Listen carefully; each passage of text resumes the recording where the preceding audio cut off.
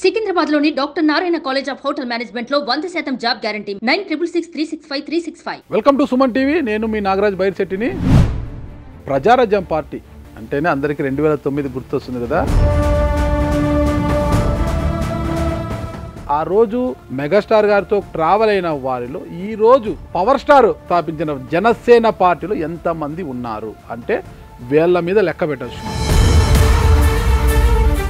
కానీ 2009 నుంచి ఈ రోజు వరకు కూడా ఎలాంటి పదవి ఆకాంక్ష లేకోకుండా పవర్ స్టార్ పవన్ కళ్యాణ్కి జై కొడుతూ ఆయన వెంటే ఉన్న వ్యక్తి, ఆయన అడుగులో అడుగు వేస్తున్న వ్యక్తి ఉమ్మడి ప్రకాశం జిల్లా మార్కాపురం చెందిన మీర్జా అబీబ్ హుసేన్ బేగ్ గారు.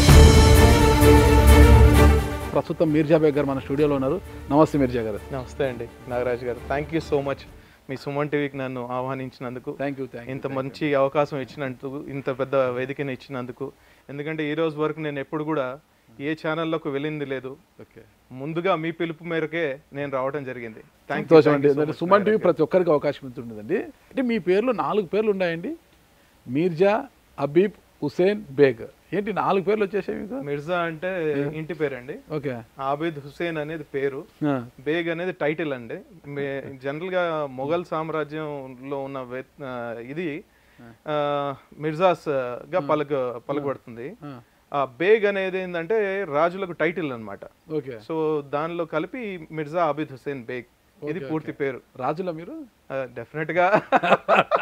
ఇప్పుడు రాజ్యాలు లేవు కానీ రాజ్యాలు లేవు. ఉండేవంట కదా, రాజ్యాలు లాక్కున్నారంట కదా. అదేదో 600 years బ్యాక్ జరిగినవని.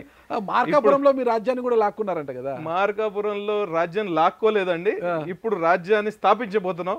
మా రాజ్యం కాదు, జనసేన రాజ్యాన్ని స్థాపించబోతున్నాం. డెఫినెట్ గా అది ప్రజల రాజ్యం. జూన్ 4 సాయంత్రానికి స్థాపించేశారు కదా. డెఫినెట్ గా అది మామూలుగా విజయం కాదు. దేవుడికి ఫస్ట్ అల్లాకి థ్యాంక్ యూ చెప్పాలి.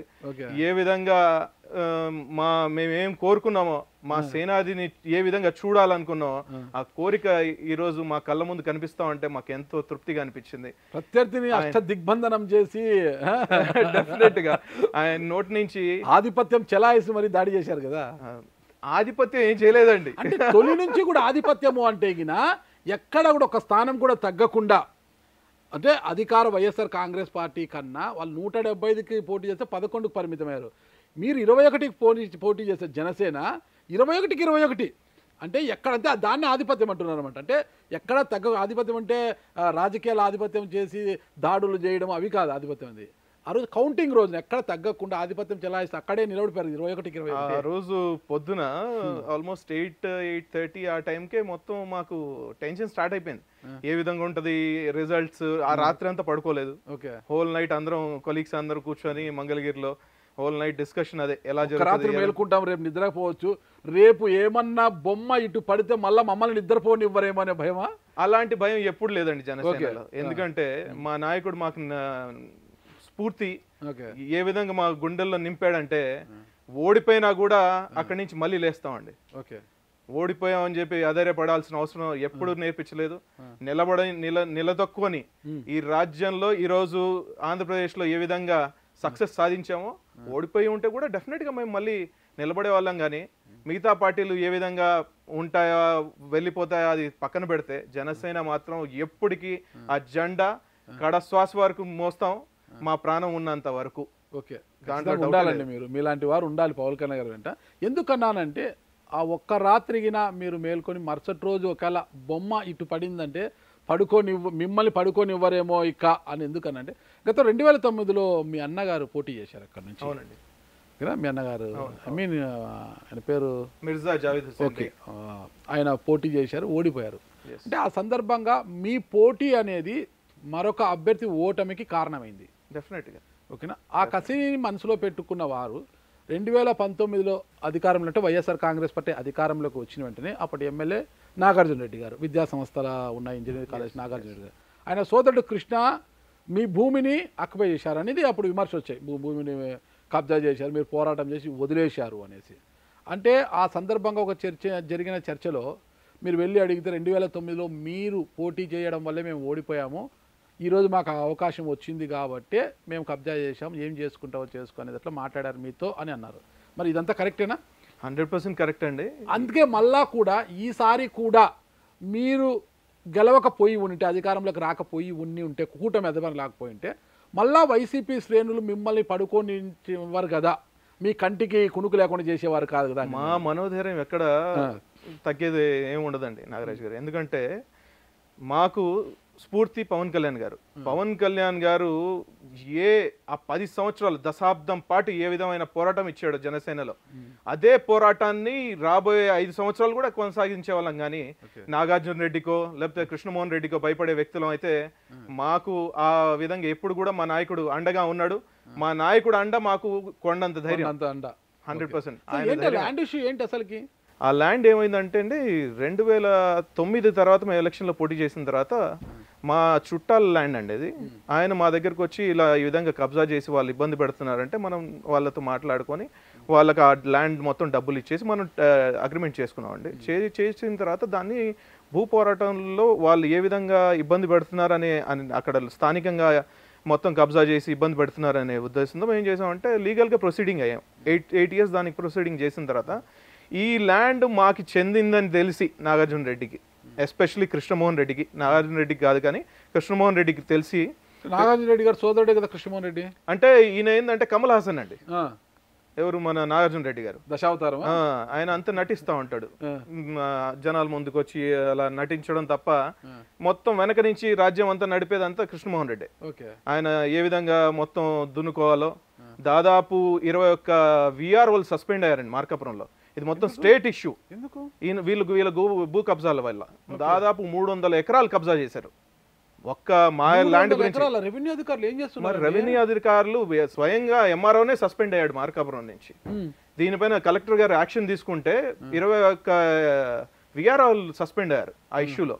మొత్తం స్టేట్ కదిలిందండి. మార్కాపురం వైపు చూసి జగన్మోహన్ రెడ్డి కూడా వాళ్ళని తిట్టిపోసాడు, ఇలాంటి పనులు ఎందుకు చేస్తున్నారని. అయినా కూడా ఇవన్నీ చూసి కూడా జగన్మోహన్ రెడ్డి వాళ్ళకి సీట్ ఇచ్చి మరి ఈరోజు పోటీ చేయించాడు. గిద్దలూరుకు పంపించారు కదా వాళ్ళని. అందుకే ఇక్కడ దోచుకున్నాయంతా అక్కడ మళ్ళీ దోచుకోవాలని ప్లేస్ చేంజ్ చేశాడు ఆయన. గెలుస్తాడనే ఉద్దేశంతో అక్కడ పంపించారు. ఓటర్లు కూడా చేంజ్ చేశారు కదా. డెఫినెట్ గా ఓటర్లు ఇవ్వాల్సిన తీర్పు ఇచ్చారు. మనం చేయాల్సిన కష్టం మనం కూడా చేసాం. ఎక్కడ కూడా వాళ్ళకు తగ్గేలాగా వాళ్ళకు ఓట్లు పడే విధంగా వాళ్ళు అనుకున్నారు, కానీ అది వాళ్ళ ఓట్లు మొత్తం తిప్పేసి ఈరోజు వాళ్ళు ఏ విధంగా నేల ముక్కు రాసే పరిస్థితి తీసుకొని వచ్చామంటే జన సైనికుల పాత్ర చాలా ఉందండి దాంట్లో. ఓకే, ఇప్పుడు నాగార్జున రెడ్డి గారు మీ ల్యాండ్ అని కృష్ణమోహన్ రెడ్డి గారు మీ ల్యాండ్ అని తెలిసిన తర్వాతే కబ్జా చేశారా? తెలిసిన తర్వాత ఇన్వాల్వ్ అయ్యాడు. తెలిసిన తర్వాత ఇన్వాల్వ్ అయ్యాడు. నేనే ప్రత్యేకంగా ఆయన కాల్ చేశాను. కాల్ చేసిన తర్వాత అనే ఇది నువ్వు చేస్తున్న తప్పు, నేను ఆల్రెడీ దానిపైన 8 సంవత్సరాల నుంచి కష్టపడుతున్నానంటే ఆయన ఒకటే మాట చెప్పాడు, మీరు 2009లో పోటీ చేసింది మా నాన్నగారిని ఓడించింది మేము ఎప్పుడు జీవితంలో మర్చిపోలేము, నీకు కోలుకోలేని దెబ్బ తీస్తానని చెప్పి ఆయన ఆ రోజు నాకు మాట వార్నింగ్ చేశాడు. నేను అన్నాను ఒకటే మాట, సరే అన్న నువ్వు ఆ మాట అంటున్నావు కదా, ఓకే కాసుకో మరి, సై అంటే సై. 2024లో నీ ఓటమి కోసం నేనే స్వయంగా మార్కాపురం గిద్దలూరులో నువ్వు ఉంటే అక్కడ నీ ఓటమి కోసం నేను పనిచేస్తానని చెప్పి మాట ఇచ్చాను. ఆ మాట ప్రకారమే పనిచేశాను. 100% పనిచేశాను. మాకు ఏ విధంగా సంతోషాన్ని ఇచ్చిందంటే భగవంతుడు ఆ రోజు ఎంత ఆవేదన ఉందో ఈరోజు అంత హ్యాపీగా ఉన్నాం. మాకు డబ్బులు అవసరం లేదండి, ఆ ల్యాండ్ కూడా అవసరం లేదు. కాకపోతే ఒక్క మాట ఆయన చెప్పిన మాట ఉంది చూడండి, 25 సంవత్సరాలు వాళ్ళ తండ్రి గారు అక్కడ మార్కాపురంలో ఏ విధంగా పాలన చేశాడంటే, మార్కాపురం నుంచి బయటకు వచ్చి ఈ రోజు హైదరాబాద్లో బతికిండే పరిస్థితి మేమందరం వచ్చాం ఏదో జాబులు చేసుకోవడానికో. అదే మార్కాపురంలో మంచి ప్రత్యామ్నాయంగా ఏదైనా ఫ్యాక్టరీసో లేకపోతే ఇండస్ట్రీసో వచ్చి డెవలప్ అయి ఉంటే, అందరికీ పలకలు ఇచ్చిన ఊరు మార్కాపురం. దేశం మొత్తానికి ప్రపంచానికే స్లేట్స్ వెళ్ళేయండి, అంత ఫేమస్ ప్లేస్. దాన్ని వీళ్ళు కబ్జాలు చేసి వీళ్ళ హయాంలో వాళ్ళ తండ్రి గారి హయాంలో చాలా దారుణంగా ప్రవర్తించి పిల్లలకి ఎవరికి భవిష్యత్తు లేని పరిస్థితి. ఈరోజు అందరు మార్కాపురం వదిలేసి బయటకు వచ్చి పుట్టుగట్టుకో ఈరోజు కనిగిరి నుంచో లేకపోతే మార్కాపురం నుంచో వలస కూలీలు అందరూ మార్కాపురం నుంచే వస్తున్నారు ఎక్కువగా తెలంగాణ ప్రాంతానికి. ఎందుకు? వీళ్ళందరూ చేసిన ఈ దాష్టికం వల్లనే. ఎప్పుడు వాళ్ళు పార్టీ కోసం వాళ్ళు గెలిచి వాళ్ళు కడుపులు నింపుకున్నారు, కానీ వాళ్ళ ఆస్తులు 1000 కోట్లు పెంచుకున్నారు, కానీ మార్కాపురాన్ని ఏ విధంగా ఈ రోజు వరకు ఇంప్రూవ్ చేసింది లేనే లేదు. మీ ల్యాండ్ ఇష్యూని పవన్ కళ్యాణ్ గారి దృష్టికి తీసుకెళ్ళలేదు మీరు అప్పట్లో? తీసుకోదలుచుకోలేదండి. ఎందుకంటే మా నాయకుడు ఒక మాట చెప్పి ఉన్నాడు. ఆయన ఏం చెప్పాడంటే, మీరు ఆటుపోట్లు ఎదుర్కొని ఎన్ని అవాంతరాలు ఉన్నా కూడా నిలబడేవాడే లీడర్ అవుతాడరా అని చెప్పి ఒక మాట చెప్పాడండి. ఆ మాటను నేను గుండెల్లో నింపుకున్నానండి. 100% నేను నిలబడ్డాను కానీ నాయకుడికి వెళ్ళి చెప్పుకోలేదండి. ఎందుకంటే చెప్పుకుంటే రోజు వస్తుంది, ఆ రోజు చెప్పుకుందాం అని అనుకున్నానండి. మొన్న గెలిచిన రోజు చెప్పానండి. గెలిచిన రోజు బరాబర్ చెప్పాను. నాయకుడికి కూడా ఈ ఎంత క్లియర్గా వివరణ ఇచ్చాను. ఆ ఫైల్ మొత్తం గిద్దలూరులో ఆయన మీటింగ్ ఉన్న రోజు కూడా ఆయనకు అందజేయటం జరిగింది. మొత్తం ప్రచారం చేసే రోజు కూడా. కాకపోతే సమ్ ఎర్రర్స్ వల్ల అది పక్కన పెట్టేశారు. అది చూడలేదు సార్. యాక్చువల్లీ దృష్టి దాని మీద పడలేదు. డెఫినెట్గా పడి ఉంటే అది అక్కడే స్టేజ్ పైన ఆయనకు నాగార్జున రెడ్డికి అది ఫేస్ అయ్యేది. సమ్ అది మిస్ అయింది. బట్ 100% నేను అనుకున్నది ఏంటంటే నేను ఏ లక్ష్యాన్ని అనుకున్నానో ఆ లక్ష్యాన్ని ఈరోజు సాధించుకున్నానని చెప్పి మనస్ఫూర్తిగా హ్యాపీగా ఫీల్ అవుతాను. లక్ష్యాన్ని అయితే సాధించుకున్నారు. అప్పుడు మీకు పవర్ లేదు కాబట్టి ఆయన ల్యాండ్ లాక్కోగలిగారు. ఇప్పుడు మీకు పవర్ వచ్చింది కదా, తిరిగి లాక్కుంటారు ల్యాండ్ని? లేదండి, అలాంటి పని నేను చేయనండి. ఎందుకంటే నేను ఒకటే అనుకున్నాను, ఆ ల్యాండ్ ఏ రోజు వాళ్ళు కబ్జా చేసి దాన్ని ఇచ్చేసారో నేను దాన్ని ఆ రోజే వదిలేసానండి. నేనైనా మా అన్నగారైనా ఇద్దరం కలిసి డిసైడ్ చేసిన వాస్తవం ఏంటంటే డబ్బు ముఖ్యం కాదురా, వాళ్ళు ఎథికల్గా లేరు, మనం ఎవరితో మనం పని చేసాము వాడే కూడా మారిపోయి అటు ఆ పక్షాన్ని వెళ్ళిపోయి వాళ్ళతో కలిసిపోయి వాడు చేసిన ఈ సెకండ్ థాట్. ఎందుకంటే నా సొంత రిలేషన్స్ అండి, నా సొంత మామగారు నా కజినే నాగార్జున రెడ్డితో కలిసిపోయి మొత్తం ములాఖాత్ చేసేసి క్లోజ్ చేసాడు. నా ఇంట్లోనే తిన్నాడు, నా ఇంట్లోనే ఉన్నాడు, అన్నీ చేశాడు. ఈ ఇన్ఫర్మేషన్స్ ఈ ల్యాండ్ గురించి మొత్తం ఇచ్చింది అతనే. సో అలాంటప్పుడు నేను పెద్దగా ఆశించలేదండి, ఆ ల్యాండ్ గురించి వదిలేసాను. ఎందుకంటే ఇలాంటి వెన్నుపోట్లు పడిచే వాళ్ళు మన పక్కన ఉండేటకన్నా మనం దాని నుంచి బయటపడ్డాం అనే ఒక తృప్తి. ఈ విషయాన్ని మనం కొద్దిగా పక్కన పెడితే ఒక్కసారి మీ కుటుంబ నేపథ్యం గురించి తెలుసుకుంటాం. మిర్జా షబీర్ హుసేన్ బేగ్ గారి లాస్ట్ కుమారుడినండి. ఎంతమంది సంతానం? మొత్తం 6. నాన్నగారు ఏం చేసేవారు? నాన్నగారు పోస్ట్ మాస్టర్ గా హెడ్ పోస్ట్ మాస్టర్ గా వర్క్ చేశారు. మార్కాపురంలో 30 సంవత్సరాలు సర్వీస్ చేశారు. ఎందుకంటే మార్కాపురం ఒక ఫ్యాక్షన్ ఏరియా అండి. ఒక టైంలో రాయలసీమలో ఆర్లగడ్డ ఎంత ఫేమస్, మార్కాపురం కూడా అంతే ఫేమస్. మార్కాపురానికి రావాలంటే ఎవడు కూడా ఎంప్లాయీస్ రావడానికి ఇబ్బంది పడేవాళ్ళు. అలాంటి ప్లేస్లోనే 30 సంవత్సరాలు కంటిన్యూస్గా మా నాన్నగారే వర్క్ చేశారు. మొత్తం ఒంగోలు జోన్ కూడా ఆయనే హ్యాండిల్ చేశారు.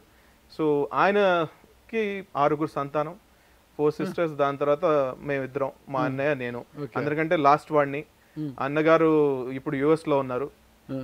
పెద్దక్క వచ్చేసి ఇక్కడ హైదరాబాద్ లో ఉంటారు. వాళ్ళు ఆల్రెడీ ఫర్నిచర్ మ్యాట్రెసెస్ బిజినెస్ ఉంది, మ్యాట్రెసెస్ మ్యానుఫ్యాక్చరింగ్ యూనిట్ ఉంది. ప్లస్ సెకండ్ సిస్టర్ వచ్చేసి మార్కాపురంలోనే ఉంటారు. మా బావగారు వచ్చేసి ఆయన స్వర్గవాసీలు అయ్యారు, ఆయన ఇప్పుడు స్వర్గస్థులయ్యారు. సో ఆయన కూడా అదే స్లేట్ బిజినెస్ చేసేవాడు, ఫ్యాక్టరీ ఉండేది. మూడో సిస్టర్ వచ్చేసి నెల్లూరులో ఉంటుంది. బావగారు వచ్చేసి వైసీపీకి చెందిన మైనార్టీ స్టేట్ వైస్ ప్రెసిడెంట్. ఉన్నది ఉన్నట్టు నాగరాజ్ గారు, ఏది కూడా మనం దాచాల్సిన అవసరం లేదు. 4గో సిస్టర్ వచ్చేసి ఇక్కడ హైదరాబాద్ లో ఉంటుంది. తను కూడా బావగారు వచ్చేసి ప్లైవుడ్ బిజినెస్ ఉంది. సో అన్నగారు US లో హోటల్ నడుపుతాడు. సిస్టర్ ఇలా వచ్చేసి సాఫ్ట్వేర్ కంపెనీలో వర్క్ చేస్తుంది. నేను హైదరాబాద్ లోనే ఉన్నాను. మార్కాపురం, హైదరాబాద్, మంగళగిరి. మీ ఎడ్యుకేషన్ ఎక్కడ జరిగింది? నా ఎడ్యుకేషన్ అంతా ఇంటర్ వరకు మార్కాపురంలో జరిగింది. స్వయాన మంత్రి ఎవరు, మన సురేష్ ఉన్నాడు కదా, సురేష్ వాళ్ళ ఫాదర్, జార్జ్ కాలేజ్ వాళ్ళ ఫాదర్ పేరు మీద కాలేజ్ ఉండేది. దాంట్లోనే చదివాను. MPC చదివాను. 2 years అక్కడే చదివి అక్కడి నుంచి బయటకు వచ్చి మా హైదరాబాద్ లోనే ఏం చేసామంటే జాబ్ చేస్తూ డిగ్రీ కంప్లీట్ చేశాను. BA నేను కంప్లీట్ చేశా. జాబ్ చేస్తూ ఏంటి అంత పరిస్థితి ఉంది? జాబ్ చేయాలి పరిస్థితి అంటే ఒక ఏమంటారు, వచ్చిన తర్వాత ఏదో ఒకటి చేయాలి. ఆ ఊరు లొకేషన్స్ వేరు, సిటీలోకి వచ్చిన తర్వాత పని చేస్తూ ఉంటే బాగుంటుంది అనే ఉద్దేశంతో ముందుకెళ్ళాం. ఇబ్బందులు ఎక్కడ, మా నాన్నగారు మమ్మల్ని చాలా చదువుకోకుండా అంటే అక్కడ ఎలా ఉండేది, పాయింట్ దగ్గరికి వచ్చాను. కరెక్ట్, మీరు మంచి పాయింట్ దగ్గరికి వచ్చారు. ఎందుకంటే మార్కాపురంలో ఫ్యాక్షన్ రాజకీయాలు ఎక్కువ ఉన్నాయి కాబట్టి మేము కూడా అక్కడ చిన్న చిన్న దాంట్లో చేతులు పెట్టడం స్టార్ట్ చేసాం అనమాట. గొడవల్లో ఎక్కడ కూడా, ఎందుకంటే మేము స్కూలింగ్ అంతా కాన్వెంట్లో చేసాం, అరవింద స్కూల్లో చదివాం. ఏమైందంటే 10th వరకు కూడా గడప దాటిన దాఖలాలు లేవు. అలాంటిది ఇంటర్లోకి ఎప్పుడు జార్జ్ కాలేజ్లో జాయిన్ అయ్యామో అక్కడ గొడవల్లో ఇన్వాల్వ్ అవటం, ఆ లీడర్షిప్ లో జార్జ్ కాలేజ్ ప్రమాదకరం అనేది కాదు. ఒక ఇప్పుడు స్కూలింగ్ నుంచి బయటకు వచ్చిన తర్వాత ఒక కాలేజ్ ఎలా ఉంటుందో డెఫినెట్ గా ఇక్కడ స్టూడెంట్ యూనియన్స్, ఎలక్షన్స్, లేకపోతే గేమ్స్, ఇవన్నీ డిఫరెంట్ గా మైనర్సే కదా అంతా కూడా. అక్కడ ఇంటర్మీడియట్ అంటే అంతా కూడా కాలేజ్ ఫస్ట్ ఇయర్స్ అంతా మైనర్సే కదా, డిగ్రీ కూడా కాదు. అక్కడ నుంచి అక్కడ ఏమవుతుందంటే మీకు ఫ్యాక్షన్ రాజకీయాలు ఎక్కువ ఉన్నాయి కాబట్టి మీరు ఈవెన్ అక్కడ క్రికెట్ ఆడినా కూడా స్వయాన ఇప్పుడున్న ప్రస్తుతం కొంతమంది పేర్లు ప్రస్తావించకూడదు కానీ మనం అక్కడ ఆడుతున్న క్రికెట్ బాల్ కూడా వాళ్ళ దగ్గరికి వెళ్తే ఆ బాల్ తీసుకోవడానికి కూడా డబ్బులు ఇచ్చి మరి ఆ బాల్ తీసుకోవాలి. ఎవరండి వాళ్ళంతా? అలాంటి పరిస్థితులు ఉన్నాయి మార్కెట్ ఆ టైంలో. పేర్లు ప్రస్తావించకూడదు నాగరాజు గారు, ఎందుకంటే భయం అని కాదు, కొన్ని కారణాలు ఉన్నాయి, నేను ప్రస్తావించకూడదు. ఎందుకంటే ఇప్పుడు మనం అందరం కలిసిపోయాం కాబట్టి ఆ పేర్లు చెప్పకూడదు, పేర్లు ప్రస్తావించాలని నేను తలుచుకోలేదు. దాంట్లో భాగంగా ఎక్కడ వీళ్ళు చెడిపోతారనే ఉద్దేశంతో మా నాన్నగారు ఏం చేశారంటే హైదరాబాద్ షిఫ్ట్ అవ్వాలి, వీళ్ళు ఇక్కడ ఉంటే మంచిది కాదు, వీళ్ళకి భవిష్యత్తు చేయాలనే ఉద్దేశంతో షిఫ్ట్ చేశారు. షిఫ్ట్ చేసి ఇంజనీరింగ్ ఆయన చేర్పించాలని చాలా కోరిక ఉండేది. మనం చదువులో కొంచెం వీక్గా ఉన్నది. వీక్ స్టూడెంట్ ఇంటర్ ఎంపీసీ చేయరు కదా? ఎంపీసీ చేశాను, చేసిన తర్వాత మైండ్ అంతా ఇంకా వేరే థాట్లోకి వెళ్ళే. సో సమ్హౌ డిగ్రీ ఫైనల్ బిఏలో కంప్లీట్ చేశాను. దాని తర్వాత ఎంబీఏ హెచ్ఆర్ మార్కెటింగ్ చేశాను. డిస్టెన్స్ లోనే ఎంబీఏ మార్కెటింగ్ చేశాను. ఎందుకంటే నేను మొత్తం నా జర్నీ ఆల్మోస్ట్ 10 years ఫైనాన్షియల్ సెక్టర్లోనే వర్క్ చేశాను. ఐ మీన్ ఫ్యామిలీ క్రెడిట్లో వర్క్ చేశాను, సిటీ ఫైనాన్షియల్లో వర్క్ చేశాను, సిటీ బ్యాంక్లో వర్క్ చేసి ఈవెన్ దుబాయ్లో కూడా వర్క్ చేశాను. సిటీ బ్యాంక్లో దుబాయ్లో వర్క్ చేశాను 1 year. సో అక్కడి నుంచి మళ్ళీ రిటర్న్ వచ్చి మళ్ళీ ఇక్కడ ఫుల్లర్టన్ ఫైనాన్స్లో జాబ్ చేశాను బ్రాంచ్ మేనేజర్గా. Fullerton branch, Raniganj branch manager work చేశాను. అక్కడి నుంచి డ్రాప్ అయ్యి ఇంకా వద్దు జాబ్ చేయకూడదు, ఇంకా బిజినెస్ చేయాలనే ఉద్దేశంతో స్లోలీ షాటర్ చేస్తూ బిజినెస్లోకి జారుకుంటూ వచ్చాను. దండి తెచ్చారు దుబాయ్ నుంచి? దుబాయ్ నుంచి ఏం గోల్డ్ బిస్కెట్లు ఏం తీసుకొని రాలేదండి. ఏమవుతుందంటే అక్కడ ముందు నుంచి ఒక జాయింట్ ఫ్యామిలీతో ఉన్న అనుభవం ఉంది కాబట్టి ఫ్యామిలీలో ఉన్నాం, ఫాదర్, మదర్, సిస్టర్స్ అందరితో ఆ లోన్లీనెస్ అనేది తట్టుకోలేకపోయానండి. దానివల్ల ఇటు వచ్చేసి మళ్ళీ అది మిస్ అవుతున్నాను అనే ఉద్దేశంతో చెప్పకుండా ఇంట్లో సడన్ గా సర్ప్రైజ్ ఇచ్చేసాను. సడన్ గా సర్ప్రైజ్ ఇంకోటి ఏంటంటే నేను చెప్పదలుచుకుంది ఏంటంటే మాకు వచ్చిన అవకాశం ప్రజారాజ్యంలో ఆ రోజు చిరంజీవి గారు, నా కజిన్ బ్రదర్ సాదిక్ అని చెప్పి ప్రజారాజ్యంలో సాదిక్ జావేద్ అని ఇద్దరు కలిసి తిరిగేవాళ్ళు గట్టిగా ప్రజారాజ్యంలో. వాళ్ళు ముందుగా ఒక 6 months నుంచి గట్టిగా తిరిగారు. మేము పెద్దగా ఇన్వాల్వ్ అవ్వలేదు. ఫ్యామిలీ అంతా కూడా రాజకీయాలకు సంబంధం లేని ఫ్యామిలీ కదా, నాన్న పోస్ట్ మాస్టర్ అంటే ఫ్యామిలీ ఉంది సార్, దీంట్లో కూడా హిస్టరీ ఉంది ఒకటి. మా ఫాదర్ లాంటి వాడే ఆయన 75లో కంటెస్ట్ చేసి గెలిచాడు, మార్కాపురం ఎమ్మెల్యే. ఆయన ప్రస్థానం ఉంది. పేరు వచ్చేసి బేగ్, మిర్జా బేగ్ ఆయన పేరు. సో ఆయన మంచి 5 years కంటిన్యూస్ గా మార్కాపురం. నాన్నగారి కజిన్ నుంచి కదా? అవును. మీ మా నాన్నగారికి కూడా అది లోపల నుంచి ఉంది కదా. 100% ఆయన నేర్పించిన మాటలు, ఆయన చేసిన మాకు ఇచ్చిన ఇది కూడా డెఫినెట్ గా పనికొచ్చింది. ఇంకోటి ఏంటంటే మేము ప్రజారాజ్యంలోకి రావడానికి కారణం వీళ్ళిద్దరు, జావేద్ అండ్ సాదిక్. వీళ్ళిద్దరు పోటీ చేయడానికి ట్రై చేశారు. వాళ్ళు ఏం చేశారంటే మా దగ్గరికి వచ్చి, అన్నయ్య ఇలా జరుగుతుంది, చిరంజీవి గారు ఇలా అనుకుంటున్నారు, మీరు ముందుకు వస్తే బాగుంటుంది అన్నయ్య అని చెప్పి అన్నగారిని అడిగారు. అడిగినప్పుడు మేము చిరంజీవి గారిని కలవడం జరిగింది. చిరంజీవి గారిని కలిసినప్పుడు చిరంజీవి గారు ఒకటే మాట చెప్పారు. ఆయన గేట్ ముందు ఎంతో మంది సూట్ కేసులు తీసుకొని నిలబడి ఉన్నారు ఆ క్షణాన. కాకపోతే ఆయన ఎక్కడ కూడా ఒకటే మాట మెయింటైన్ చేశాడండి. ఆయన నోటి నుంచి వచ్చిన మాట ఏంటంటే, నేను ఆ సీటుని 45 సంవత్సరాల తర్వాత ముస్లింలకు ఇవ్వాలనుకుంటున్నాను, ఆ ఏరియా నుంచి ముస్లింలు ప్రాతినిధ్యం చేయాలని చెప్పి నా కోరిక ఉంది అని చెప్పి ఆయన చెప్పాడండి. ఆ మాటను విన్నగానే అసలు కళ్ళలో నీళ్ళు వచ్చేసినాయి. ఎందుకంటే ఈ కాలంలో నా వాళ్ళు ఉండాలి, నా మనుషులు ఉండాలి, లేకపోతే నా కులం ఉండాలి, నా జాతి ఉండాలని చెప్పి అనుకునే వ్యక్తులు ఉన్న ఈ జనరేషన్లో ఆ టైంలోనే ఆయన ఎంతో దూరదృష్టితో ముస్లింలు నిలబడాలి, 40 సంవత్సరాల తర్వాత ఈరోజు ముస్లింలకు సీట్ ఇవ్వాలని కోరుకుంటున్నప్పుడు సూట్ కేసులో ఆయన ముందు ఉన్నా కూడా ఎవరిని కాదని ₹1 మాకు సీటుకి తీసుకోకుండా ఆయన ఆ రోజు బీఫామ్ ఇచ్చారు. ఆయన ఇచ్చిన తర్వాత మేము ఏ సెకండ్లో బీఫామ్ తీసుకున్నామో ఆ సెకండ్ నుంచి కాల్ రావడం స్టార్ట్ అయినాయి. సో కాల్డ్ మన కృష్ణమోహన్ రెడ్డి దగ్గర గారిని, లేకపోతే ఆయన చుట్టాల దగ్గర నుంచి, మీరు వచ్చే దారిలో మిమ్మల్ని చంపేస్తాం, మీరు ఎటు నుంచి వస్తున్నారు మిమ్మల్ని నరికేస్తాం, లేకపోతే మీరు ఇక్కడికి వస్తే ఎలా నిలబడతారో చూద్దాం అనే బెదిరింపులతో వాళ్ళు మమ్మల్ని బెదిరించడం జరిగింది. మళ్ళీ ఇంకో వర్షన్లో కూడా వచ్చారు, మీరు వస్తే బీఫామ్ తీసుకొని మాకు దాసోహం అంటే మేము ఇంత అమౌంట్ అని మేము ముట్ట చెప్తాం. మొగల్స్కి ఆఫరా? ముట్ట చెప్తాం. చక్రవర్తులకి ఆఫరా అంటే వాళ్ళు అనుకున్నది అది, వీళ్ళు భయపడిపోతారని ఆయన అనుకున్నారు. స్వయాన 3 కోట్లు ఆయన ఆఫర్ చేశాడు ఆ రోజు. మీకు గవర్నమెంట్ ప్రాజెక్ట్స్ ఇస్తాం బహిరంగంగానే ఆ మాట చెప్పాడు. మా నాన్నగారు ఒక్కటే మాట చెప్పాడు, నాన్న చిరంజీవి గారు నిన్ను నమ్మి ముస్లింలకు సీట్ ఇచ్చాడు, నువ్వు నీ నుదుటి పైన దొంగ అని చెప్పి రాయించుకున్నావు ఆ జీవితంలో ఎప్పుడు చెరిపోదురా, ఆ వ్యక్తి తాలూకా నీపైన ఉంచుకున్న నమ్మకాన్ని ఎప్పుడు వమ్ము చేయకూడదురా అని చెప్పాడు. ఆ మాట వరకు ఈ రోజు వరకు కూడా ఆయన వెంటనే ఉన్నాం. అటు పవన్ కళ్యాణ్ గారికి ఆ రోజు చిరంజీవి గారికి, ఈరోజు పవన్ కళ్యాణ్ గారితో కూడా అలానే ఆ విధంగానే నమ్మకంతో నడుస్తున్నాం సార్. ఏదో వస్తుంది, ఏదో చేరుతుంది, మాకు డబ్బులు వస్తాయి, ఏదో జరుగుతుందని కాదు.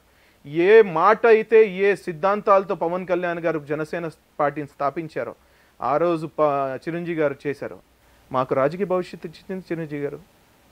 ఈరోజు ఆ ఫ్యామిలీలోంచి పవన్ కళ్యాణ్ గారు వచ్చినప్పుడు ఆయనకు అండగా నిలబడాల్సిన బాధ్యత మాకుంది. 2009లో ఎన్నో స్థానం వచ్చింది మెనక్కి? 3వ స్థానం అండి. 3 ఓట్లు వచ్చాయి. 10,500 ఓట్లు వచ్చినాయండి. దట్టు 30 డేస్లో చేసిన ఫైట్, బీఫామ్ తీసుకుని క్యాంపెయినింగ్ జస్ట్ దిగి ఫైట్ చేసింది అంతే. ముక్చెమటలు పుట్టించాం. ఏ విధంగా వాళ్ళు టగ్గఫర్ ఇవ్వాల్సిన కాంపిటీషన్ మేము కూడా చేసాం. అన్ని విధాలుగా అందరికీ సహకరిస్తూ అందరూ మాకు ఆ రోజు ప్రజారాజ్యం పైన ఏ నమ్మకం పెట్టుకున్నారో వాళ్ళందరితోనే ఇప్పటి వరకు కూడా నడుస్తూనే ఉన్నాం. ఈ రోజు వరకు కూడా జనసేనలో ఉన్నా కూడా ఆ క్యాడర్ మాతో అలానే ట్రావెల్ అయ్యారు. అసలుకి మీరు అప్పుడంటే యుక్త వయసులో ఉన్నారు, చాలా చిన్న కుర్రాడే ఉంటారు. అప్పుడంటే ఇంకా జోష్ ఉంటుంది, మెగాస్టార్ చిరంజీవి అది ఇదని జోష్ ఉంటుంది. తర్వాత ఓడిపోయిన తర్వాత మీకంటూ ఒక భవిష్యత్తు అది ఇదంతా ఉంటుంది కదా. ఇంకా అంటే ఏ నమ్మకంతో మీరు మెగాస్టార్ నుంచి పవర్ స్టార్ వరకు ట్రావెల్ అయితే వస్తున్నారు? అసలుకి చిరంజీవి గారు పార్టీని విలీనం చేసిన తర్వాత కాంగ్రెస్లో మేము కూడా జాయిన్ అయ్యడం జరిగింది. దాని తర్వాత కిరణ్ కుమార్ రెడ్డి మార్కాపురం రావడం జరిగింది. కిరణ్ కుమార్ రెడ్డి ఆధ్వర్యంలో మైనార్టీ ఒక షాదీఖానా ఏర్పాటు చేయాలని చెప్పి దాని అదే శంకుస్థాపన కోసం ఆయన వచ్చారు మార్కాపురానికి. ఆ టైంలో పార్టీలు 2 కలిసాయని చెప్పుకున్నారు, కానీ పార్టీలు 2 కలవలేదండి. ఎక్కడ కూడా ఆ భావం లేదు. వాళ్ళకేందంటే మేము గెలిచిన ఇది అనేది లేకుండా వాళ్ళు ఏం చేశారంటే మమ్మల్ని వ్యతిరేకంగానే చూశారు, మమ్మల్ని కలుపుకోలేదు వాళ్ళలో. మేము అంత కష్టపడి 3 రోజులు 4 రోజులు అక్కడ మొత్తం నేనే అథారిటీగా వర్క్ చేసి సీఎం గారు వస్తున్నారని చెప్పి దగ్గర ఉన్న అన్ని పనులు చేసి ఇచ్చిన తర్వాత సీఎం గారిని ఫెసిలిటేట్ చేయడానికి మా నాన్నగారు పైకి స్టేజ్ మీదకి ఎక్కాల్సిన పరిస్థితిలో లాగేశారండి కిందికి. ఎవరు? ఇంకా సోకాల్డ్ లీడర్స్ లాగేశారు. నేను అక్కడ డైరెక్ట్ సీఎం గారినే ప్రశ్నించడం జరిగింది. సీఎం గారు ఇది పద్ధతి కాదు, 5 రోజులు నేనే మొత్తం హ్యాండిల్ చేసి గ్రౌండ్ వర్క్ చేసి అంత చేసిన తర్వాత ఈరోజు ఆయనను స్టేజ్ ఎక్కించకుండా అవమానించడం కరెక్ట్ కాదు. పార్టీలు కలవండి అని చెప్పి విలీనం అయిపోయిందని చెప్పి మీరు మేము ఒకటే అని చెప్పారు. ఎక్కడ అది కనిపట్టలేదు. దీనికే మీరు ఇలా మమ్మల్ని ఇచ్చేస్తున్నారని చెప్పి ఆ రోజు ఆయన ముందు నుంచి మాట ఇచ్చి పక్కన జరిపాం.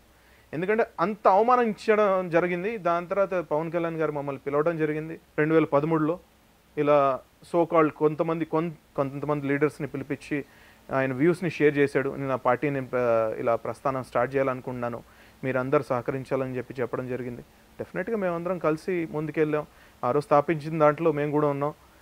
నోవాటల్ మీటింగ్ దగ్గర నుంచి స్టార్ట్ చేస్తే ఈ రోజు వరకు మంగళగిరిలో ఆయన స్టార్ట్ చేసిన తర్వాత, లేకపోతే ఆయన మంగళగిరిలో మొన్న ఆంధ్రప్రదేశ్లో ఆయన ఉప ముఖ్యమంత్రి అయ్యే వరకు కూడా మేము 100%. మీ అన్న పోటీ చేశారు, ఓటమి తర్వాత ఇప్పుడు అమెరికాకి వెళ్ళిపోయారు, మీరు అమెరికాలో ఉన్నారు.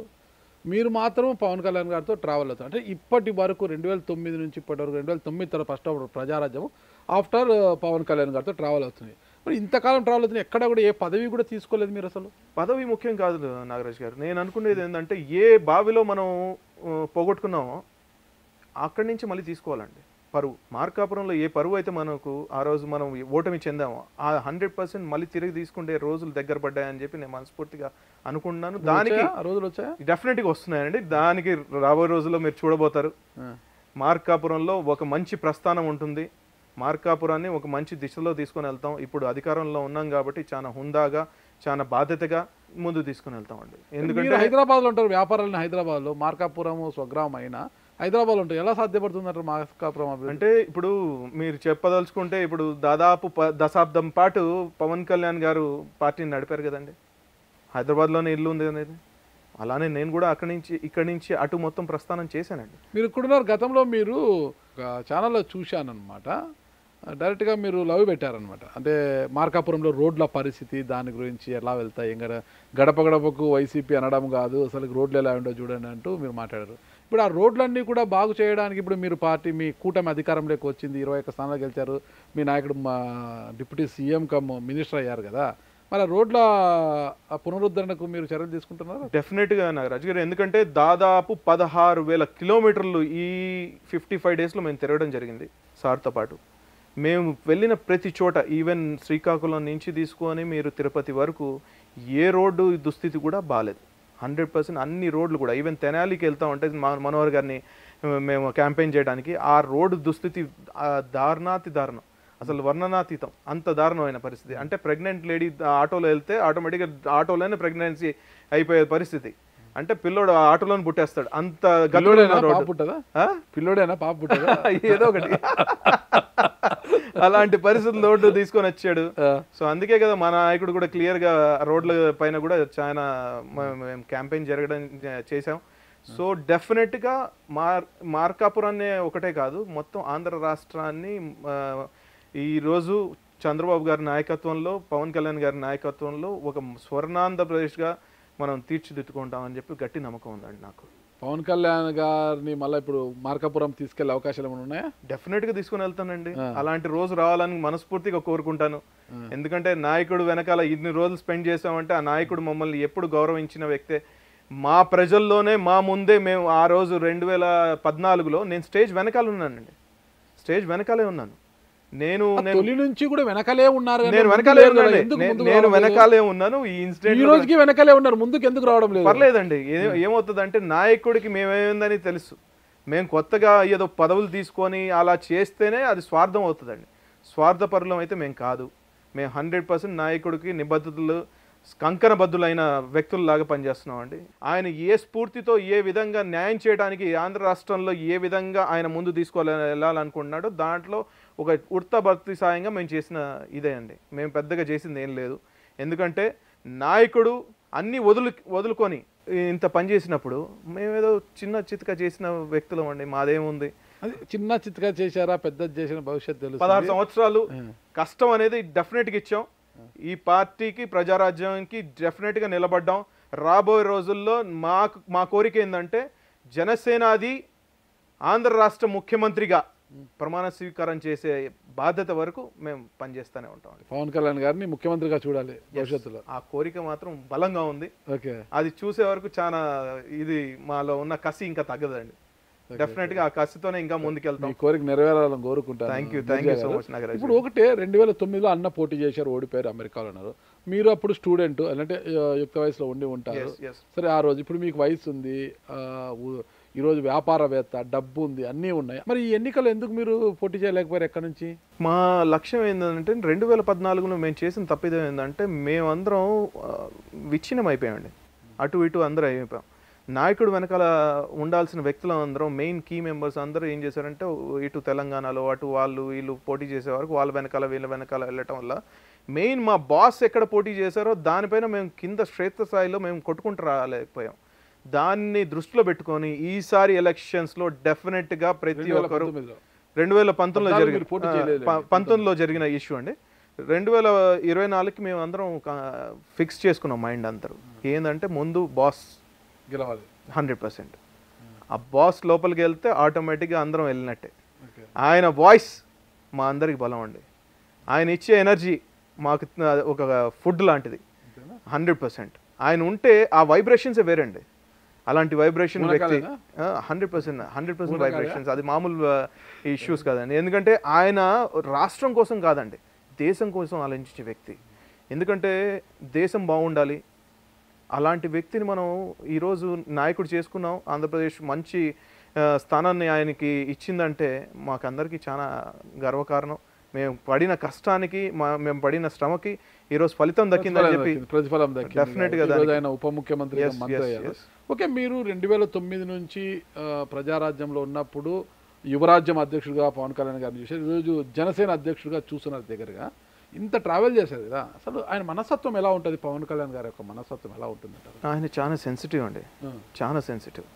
ఏ ఇష్యూ అయినా కూడా ఆయన దగ్గరికి వెళ్తే ఆయన తంది నా ఇష్యూ అని చెప్పి దానికి దగ్గర తీసేసుకుంటాడండి.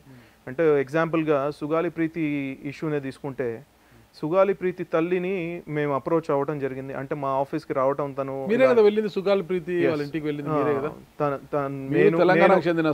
నేను సురేష్ రెడ్డి ఇద్దరం కలిసి వాళ్ళ ఇంటికి వెళ్ళాం. వాళ్ళ ఇంటికి వెళ్ళి మొత్తం ఎలా జరిగింది అన్న నోట్స్ అంతా ప్రిపేర్ చేసి ఆల్మోస్ట్ ఒక 3 months గట్టిగా ఆమెతో రెగ్యులర్గా టచ్లో ఉండి ఏ విధంగా చేయాలి ఎలా అందని మొత్తం డిస్కస్ జరిగిన తర్వాత ఎలక్షన్స్ వచ్చేసాయి. ఎగ్జాక్ట్ ఎలక్షన్స్ వచ్చేసాయి, 19 ఎలక్షన్స్ వచ్చేసాయి. తను ఒక మాట చెప్పిందండి నాకు, అది నా గుండెలో ఉండిపోయింది. అలా ఏమండి మీరేమో నాయకుడు అంటున్నారు, ఈయన కూడా అందరిలాంటి నాయకుడే కదండి, ఇలాంటి నాయకుడు అని మీరు పెద్దగా గొప్పలు చెప్పుకుంటున్నారు, ఈయన కూడా కలవకపోతే ఎట్లా అని చెప్పి చెప్పిందండి. నేను ఒకటే మాట చెప్పానండి ఆ రోజు, అమ్మ మీరు గుర్తుపెట్టుకోండి, ఏ రోజు మీరు పవన్ కళ్యాణ్ని కలుస్తారో ఆ రోజు మీ స్టేట్మెంట్ మారిపోద్ది, మీరు అనుకున్నది మారిపోతుంది. అలాంటి వ్యక్తితో నేను ఎందుకు ఇన్ని రోజులు కలవలేదనే మాట ఈరోజు మీకు తెలిసిపోతుంది అనే పాయింట్ నేను చెప్పాను. చెప్పిన తర్వాత ఏ రోజు సార్ని తీసుకొని వెళ్ళి కల్పించానో వెంటనే ఆ మాట విని ఆ ఫైల్ చూసిన తర్వాత సార్ నిలబడి ఉన్నాడు, ఒక్కసారిగా కుప్పకూలిపోయి కింద కూర్చుండిపోయాడు. ఆ బాధను తెలుసుకున్నాడు, ఆ తల్లి పడుతున్న ఆవేదన తెలుసుకున్నాడు. ఆ తల్లి ఏ విధంగా తన బిడ్డ కోసం లాయర్గానే మారిపోయింది, కేసు అంతా తనే స్టడీ చేసి తనే వాదించే పరిస్థితికి వచ్చేసింది. ఎంత దాష్ట్రికం అంటే, ఒక అధికార పక్షంలో ఉంటే ఏదైనా చేయొచ్చు అనే మదంతో వాళ్ళు ఆ బిడ్డని చేర్చి ఆ బిడ్డని ఊరేసి చంపేసడం జరిగింది. దాన్ని తన ఇష్యూగా నిలబడి ఆ రోజు మాటిచ్చిన ప్రకారంగా కర్నూలులో వేలాది మందితో లక్షలాది మందితో అంత పెద్ద ర్యాలీ చేసి ఆ బిడ్డ కోసం నిలబడ్డాడు. అలాంటి వ్యక్తి ఈరోజు చాలా తక్కువ ఉన్నారండి లీడర్స్లో. ఎందుకంటే నాకు దీంట్లో ఏముంది, నాకేమొస్తుంది అని ఆలోచించుకునే సమాజంలో నేను వీళ్ళ కోసం నిలబడాలి అనే నాయకుడు చాలా తక్కువ ఉన్నారండి. ఆ స్ఫూర్తి మా పవన్ కళ్యాణ్ గారు మాకు ఇచ్చారు. డెఫినెట్గా ఏ దిశలో ఆయన సంపాదించాడు, డబ్బు చూశాడు, పలుకుబడి చూశాడు, అన్నీ చూశాడు. ఈరోజు ఆయన సంపాదించాల్సిన అవసరం లేదు. ఏ అధికారం అయితే ప్రజలు ఆయనకి ఇచ్చారో డెఫినెట్గా ఆ అధికారాన్ని ఆయన 100% రేపు ఏపీని స్వర్ణాంధ్రప్రదేశ్గా తీర్చిదిద్దే విధంగానే ఆయన మార్క్ అంటూ పవన్ కళ్యాణ్ ఒక లీడర్ అని చెప్పి దేశమంతా ఈరోజు మారుమోగిపోతుంది కదా. రాబోయే 5 సంవత్సరాల్లో ఇతను కదా మనం మిస్ చేసుకుంది, ఇలాంటి వ్యక్తిని మనం ఒక 30 సంవత్సరాల వరకు మన రాష్ట్రంలో ఉంచుకుంటే, రాష్ట్రంలో ఆయనకు బాధ్యతలు ఇస్తే ఎలా ఉంటుందని చెప్పి ఈ 5 సంవత్సరాలు చేసి చూపిస్తానని నా పూర్తి విశ్వాసం, నమ్మకం అండి. మీ లక్ష్యం ఏంటి అసలు? లక్ష్యం ఏముందండి, మాలాంటి వాయిస్, నాలాంటి ప్రతి ఒక్కరి వాయిస్ ఈ రాష్ట్రంలో ఒక ముఖ్యమంత్రిగా వినాలనే కోరిక. ప్రతి ఒక్కరు ఎక్కడ పీడితులు ఉన్నా కూడా వాళ్ళు స్వేచ్ఛగా వచ్చి వాళ్ళ బాధలు చెప్పుకునేలాగా ఉండాలనే కోరిక. అలాంటి సమాజం రావాలి, అలాంటి రాజ్యాంగం రావాలని చెప్పి కోరుకుండేది. ఎందుకంటే బుక్స్కి పరిమితమైన రాజ్యాంగం బుక్స్కి కాదు, నేను చేసి చూపిస్తాననే ఏకైక వ్యక్తి పవన్ కళ్యాణ్ గారు అండి. ఎందుకంటే ఈరోజు ముస్లిం సమాజాన్ని నేను ఒక మాట చెప్తున్నానండి, 25 లక్షలు ముస్లిం మసీదులకు ఇచ్చారు కదండి పవన్ కళ్యాణ్ గారు. లాస్ట్ రంజాన్ సమయంలో 25 లక్షలు పవన్ కళ్యాణ్ గారు ఇచ్చారు. ముస్లింలకు, మద్రసాలకు, మసీదులకు, దర్గాలకు అన్నీ కలిపి ఇచ్చి దాన్ని డిస్ట్రిబ్యూట్ చేసామండి ఆ రోజు. ఒక ఆయనలో మేము నేర్చుకోవాల్సింది ఏంటంటే, మాకు కూడా స్ఫూర్తి. ఇప్పుడు నేను ముస్లింగా ఉన్నాను, ఒక గుడికి నేను కూడా ఒక 10 రూపాయలు ఇవ్వాలి కదండి. ఆయన చేస్తున్నాడు, ఒక హిందూగా ఆయన చేస్తున్నప్పుడు నాకు కూడా స్ఫూర్తి కదండి. నేను ముస్లిం అయ్యి ఒక మసీదుకి నేను విరాళం ఇస్తూ ఒక గుడి కూడా విరాళం ఇవ్వాలి అనే మాటను నేర్పించిన వ్యక్తి, ఏకైక వ్యక్తి ఎవరైనా ఉన్నారంటే పవన్ కళ్యాణ్ గారండి. దీంట్లో అతిశక్తి లేనే లేదండి.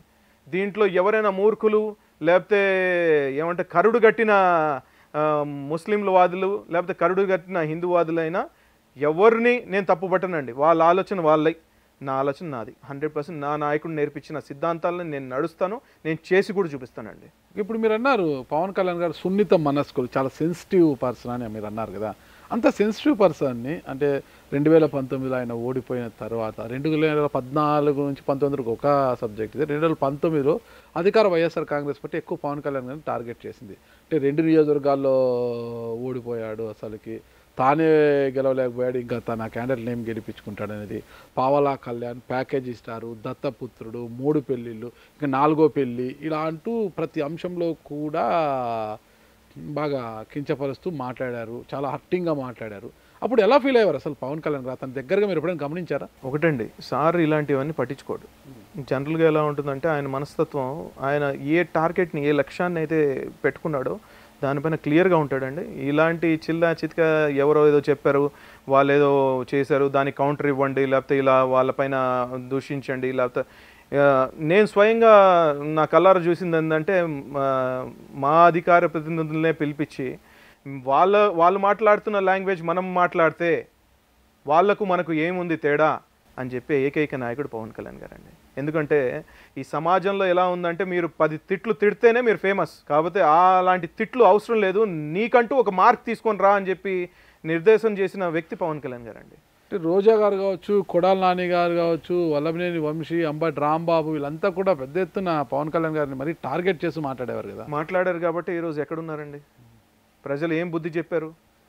ప్రజలు వాళ్ళకి ఇవ్వాల్సిన స్థానం వాళ్ళకి ఇచ్చేశారు కదా. ఈరోజు కొడాలి నాని ఓటమి పాలవ్వడు అనే పాయింట్ నుంచి ఈరోజు చరిత్రను తిరగ రాశారు కదా.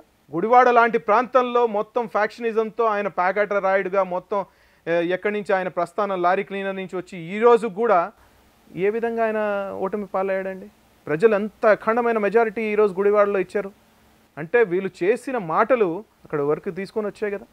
అదే మంచి లాంగ్వేజ్తో మనిషిగా మీరు చేయాల్సిన మీకు ఉన్నతమైన స్థానాల్లో మీరు కూర్చోబెట్టినప్పుడు ఒక మంత్రి వరిలో మీరు రాష్ట్రంలో మీరు చేయాల్సిన పని మీద మీరు ఆలోచించాలి. కానీ ఇలాంటి చిల్లర వ్యవహారాలు చేసి ఈరోజు నోరు జార్చుకొని నేను కూడా ఒక 10 మాటలు మిమ్మల్ని నడితే అది ఏం సంతోషం ఇస్తుంది? రేపు పొద్దున మీ కొడుకు ఆ టీవీ చూస్తూ ఉంటే నా తండ్రి ఇలా అని చెప్పి అనుకుంటే లేకుండా నా తండ్రి ఇది అని చెప్పి చెప్పేలాగా ఉండాలి కదండి.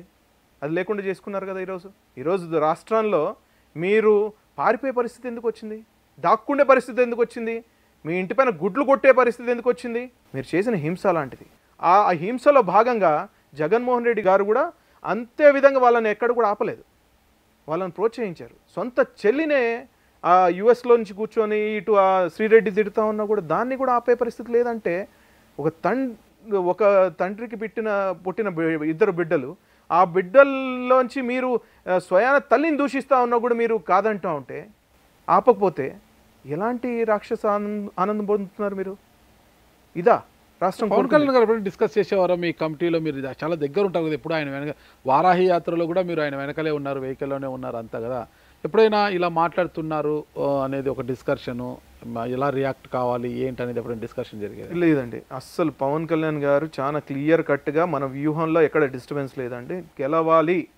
గెలవటానికి 100% ఇవ్వాలి. అంటే 21 స్థానాలు తీసుకున్నప్పుడు కూడా పెద్ద ఎత్తున విమర్శలు వచ్చాయి కదా. ఇంత 170 స్థానాలు అభ్యర్థులకు 21 స్థానాలు 2 ఎంపీలు తీసుకున్నారు, వీళ్ళ మన గురించి మాట్లాడేది పవన్ కళ్యాణ్కి అసలుకి పవన్ కళ్యాణ్ సినిమాల్లో హీరో కానీ రాజకీయాల్లో హీరో కాదు అన్నట్టుగా మాట్లాడారు. ఒక సింపుల్ మాట చెప్తానండి. తెలంగాణలో 8 చోట్ల మేము పోటీ చేసాం. 8కి 8 సీట్లలో ఎలాంటి వ్యక్తుల్ని మనం సీట్ ఇచ్చాం? అంత ధైర్యం ఎవరైనా చేయగలరా ఈ దేశంలో?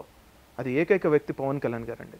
ఎందుకంటే 8 సీట్లలో పోటీ చేయించి వాళ్ళ దగ్గర ఏం డబ్బులు ఉన్నాయా లేదా అనేది ఆలోచించకుండా వీళ్ళు నా వెనకాల నడిచారు, వీళ్ళకు భద్రత కల్పించాలి, వీళ్ళకు నేను నమ్మకం కల్పించాలి, వీళ్ళు నాతో 10 సంవత్సరాల నుంచి నాతో ప్రయాణం చేశారు, వీళ్ళకు ఒక దారి చూపించాలనే ఉద్దేశంతో ఈరోజు తెలంగాణలో పోటీ చేయించాం.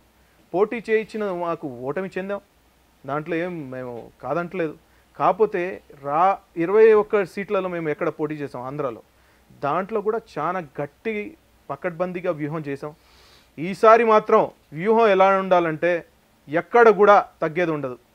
ఏ విధంగా మనం గెలవాలంటే అందరికీ అది ఎగ్జాంపుల్ అవ్వాలి అనే కాన్సెప్ట్తోనే ముందుకెళ్ళాలండి. ఆ కాన్సెప్ట్లో మేము సక్సీడ్ అయ్యాం.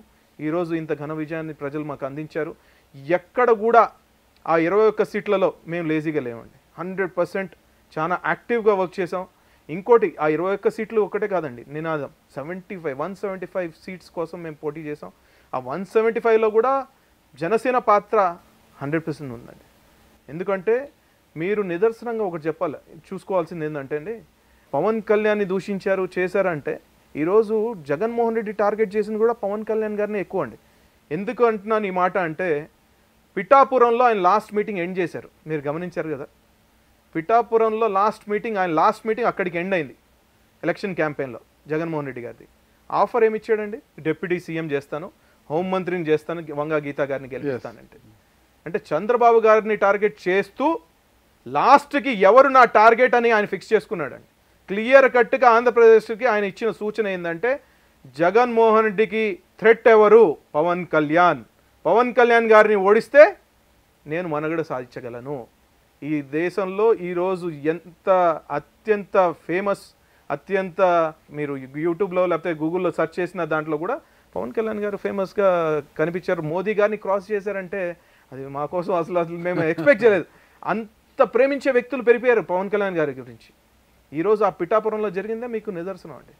సో డెఫినెట్గా నేను అనుకున్నది ఏంటంటే, మా టార్గెట్ సార్ చెప్పినట్టు జగన్మోహన్ రెడ్డి లాంటి వ్యక్తి ఉండకూడదు. Hello AP, bye bye YCP అనే నినాదం ఏదైతే మేము తీసుకున్నామో అది 100% సక్సీడ్ అయ్యాం. అంటే 21 స్థానాలుగా పరిమితమైనప్పుడు పెద్ద ఎత్తున విమర్శలు వచ్చాయి కదా, పవన్ కళ్యాణ్ గారు ఏమనుకున్నారు అప్పుడు? సార్ ఒకటే ఫిక్స్, 100%. ఎవరు ఏం చెప్పినా కూడా నా పక్కన నాతో పాటు నడిచే వాళ్ళు, నాకు సలహాలు ఇవ్వకుండా నేను చెప్పిన నమ్మకాన్ని, నేను చెప్పిన మాటని మీరు తూచా తప్పకుండా ముందుకెళ్తే అది వ్యూహం అవుతుంది. కానీ మీరు నాకు సలహాలు ఇస్తూ, నన్ను డిస్టర్బ్ చేస్తూ, నన్ను కించపరుస్తూ, నా మాట వినకుండా బయటికి వెళ్ళి, మీరు పార్టీలోంచి బయటికి వెళ్ళి మీరు ఇష్టారీతంగా మీరు మాట్లాడితే రేపొద్దు మీకే నష్టం తప్ప నాకేం లేదు, నాకు పోయేది ఒరిగేది ఏం లేదు అనే క్లియర్ కట్ మైండ్ సెట్తో ఆయన ముందుకు నడిచాడండి. ఆ నమ్మకాన్ని ఈరోజు మ్యాండేట్గా మార్చాడు. ఎందుకంటే నమ్మని వ్యక్తులు చాలామంది ఉన్నారు పార్టీలోనే, చాలామంది ఇబ్బందులు పడి లేదు ఇదేంది అసలు అనే చెప్పుకునే పరిస్థితి వచ్చింది. కొద్దో గొప్ప ఎక్కడో లేదు అని మేము కూడా అనకూడదు, కానీ మేము కూడా కొన్ని పాయింట్లలో, ఎందుకంటే 100% నా పార్టీ ముందు ఉండాలని కోరుకుంటాను కదండి, చెప్పుకున్నాం. కాకపోతే ఎప్పుడు సార్ డిసైడ్ చేస్తాడు, ఇంకా దాని గురించి డిస్కషన్ లేదు. 100% ఒక్కసారి యుద్ధంలో దిగితే మొత్తం వెపన్స్ తీసుకొని దిగాడు. ఆయన వెపన్స్తో పాటు మాలాంటి చిన్న ఇది కూడా ఆయనకు తోడ్పడ్డాయి 100%, దాంట్లో డౌటే లేదు. ఒక చిన్న సంఘటన అండి, పోతిన వెంకట మహేష్ గారు జనసేనలో చాలా ఫైర్ బ్రాండ్, అతను చాలా గట్టిగా పనిచేశారు. చివరి నిమిషంలో ఈక్వేషన్లో భాగంగా బీజేపీకి ఆ సీటు వెళ్ళినప్పుడు ఆయన మనసు నోచుకొని పార్టీ మారారు. పార్టీలో ఉన్నంత వరకు జనసేన మీద ఈగ కూడా వాలేదు. ఈగ వాళ్తే గొడ్డలు పెట్టినారకి అంత కసిగా ఉండినాడు పోతిన వెంకట మహేష్ గారు. ఆయన పార్టీ మారితే ఈ చెయ్యి నరికేయండి, పై చెయ్యి నరుక్కుంటా నేను అనేది కూడా సవాల్ చేశారు. నేను పార్టీ మారను, చివరి వరకు నా కడ శ్వాస వరకు కూడా జనసేనలోనే ఉంటాను, పార్టీ అంటూ మారితే నా చెయ్యి నరుక్కుంటాను అని అన్నారు కదా.